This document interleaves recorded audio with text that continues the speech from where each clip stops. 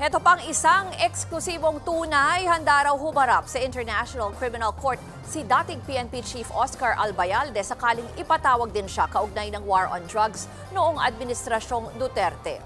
Eksklusibo siyang nakapanayam ng News 5. At live mula sa Pampanga, nasa frontline ng balitang yan si Rainiel Pawid. Eksklusibong tunay. Rainiel, ano ba itong mga sinabi sa iyo ni General Albayalde?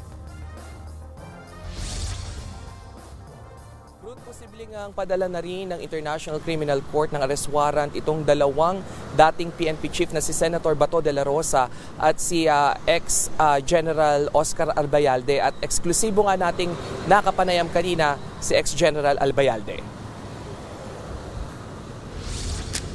Sa kanyang headquarters sa Angeles City, Pampanga, nagpaunlak ng exclusive interview si Albayalde sa News 5. Ayon sa dating general, dismayado siya sa kinahinatnan ni dating Pangulong Rodrigo Duterte na inaresto at dinala sa the Netherlands. Giit niya, perfectly functioning ang justice system ng Pilipinas. Si Albayalde ay naging hepe ng PNP noong administrasyon ni Duterte. Ngayon, posible na rin siyang padalhan ng arrest warrant. Pinaghahandaan niya na raw ito at handa rin daw siya anumang oras na kailanganin niyang humarap sa ICC.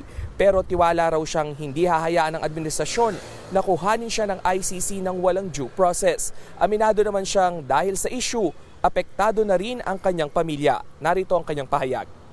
Yes, we are preparing for this, of course. Pero kung talagang, sabi ko nga, kung talagang isusubo tayo ng gobyerno, then wala po tayong magagawa. Kasi after serving this country for almost 38 years, kung ito po ang isusukli ng ating gobyerno sa atin, wala po tayong magagawa.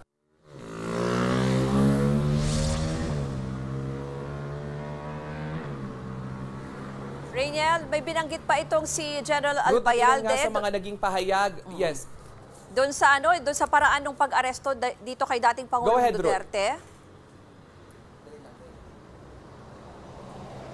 Ruth, ayun nga, no, isa yan sa mga una nating naitanong dito kay ex-General Albayalde, at sinabi niya nga, no, isa lang na salita, bastos daw itong CCIDG Chief Nicolas Torre dahil nga sa naging trato nito sa pag-aresto dito kay dating Pangulong Rodrigo Duterte. Sabi niya, may mga paraan para mahawak o mahandle ng maayos yung pagkuha dito nga kay dating Pangulong Duterte. Pero kahapon lang, Ruth, ay nasa Malacanang tayo at nilinaw na ng Department of Justice na legal yung lahat ng proseso ng pagkakakuha kay dating Pangulong Rodrigo Duterte. Ruth.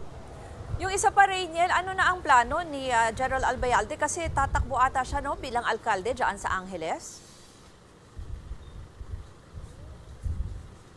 Ruth, sabi niya nga tuloy yung buhay dito sa Angeles City, at lalong-lalo na pinunto niya sa atin na yung Oplan-Tokhang na kanilang ipinatupad noon against illegal drugs ay legal naman daw. So yung konsepto nito ay ipagpapatuloy niya dito para nga malinis rin, no, itong lokal ng Angeles City, Pampanga. At kanyang ipinaalala na yung knock and plead na Oplan-Tokhang ay hindi raw katumbas ng knock and killed na sinasabi ng ilan nga na bumabatikos sa kampo ni dating Pangulong Rodrigo Duterte at sa kanilang hanay noong siya'y nanunungkulan pa sa administrasyon. Ruth.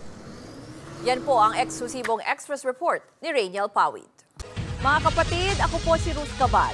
Maging maalam at may pakialam sa mga may init at rumaratsyadang balita sa Frontline Express.